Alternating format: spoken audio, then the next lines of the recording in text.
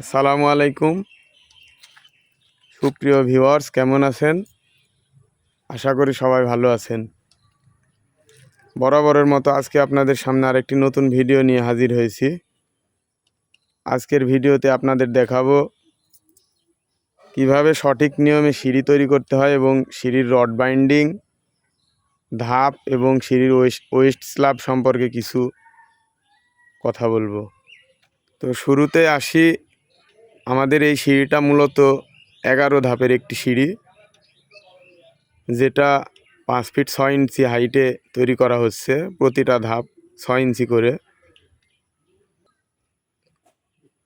আমাদের এই সিঁড়িটার প্রতিটা ট্রেড হবে 10 ইঞ্চি এবং রাইজারের হাইট হবে 6 ইঞ্চি। সিঁড়ির গুরুত্বপূর্ণ একটি বিষয় হচ্ছে ওয়েস্ট স্ল্যাব, যেটাকে বলা হয় নিচের ঢালাইয়ের পুরুত্ব। এটা অবশ্যই 6 ইঞ্চি হতে হবে, কারণ 6 ইঞ্চির কম হলে এটা উঠতে গেলে স্প্রিং করে সিঁড়িটা অনেক সময়। এজন্য খেয়াল রাখতে হবে যাতে অবশ্যই ওয়েস্ট স্ল্যাব 6 ইঞ্চি হয়।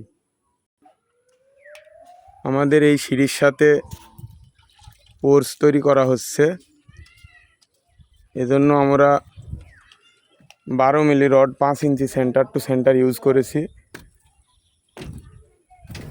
এবং এখানে 6 ইঞ্চি ঢালাই হবে, এই জন্য 6টা বিট মেরেছি।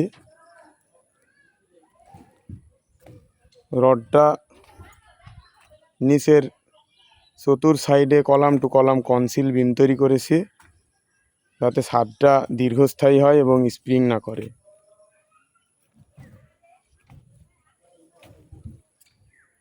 এবং নিচে সিসি ব্লক ব্যবহার করা হয়েছে উভয় জালিতেই।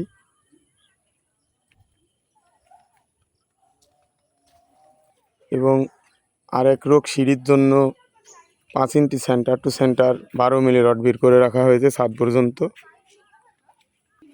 তো সিঁড়ি করার সময় অবশ্যই খেয়াল রাখতে হবে যেন শাটারিং খুব মজবুত করে করা হয় এবং প্রোটেকশনগুলো অনেক শক্ত হয়, যাতে ঢালাইয়ের সময় কোনো অসুবিধা না হয়। এবং সর্বশেষ একটি কথা হচ্ছে যেন অবশ্যই সিঁড়ির হাইটের সঙ্গে ধাপ মিলিয়ে সিঁড়ি করা হয়, তা না হলে সিঁড়ি ধাপ আপ ডাউন হতে পারে, এটা দেখতে খারাপ হয়। এজন্য অবশ্যই খেয়াল রাখতে হবে যেন হাইট মেনটেন করে সিঁড়ি তৈরি করা হয়। তো ভিউয়ার্স, আমাদের সিঁড়িটা কেমন হয়েছে অবশ্যই কমেন্টসে জানাবেন এবং যারা আমাদের চ্যানেলে নতুন অবশ্যই চ্যানেলকে সাবস্ক্রাইব করবেন।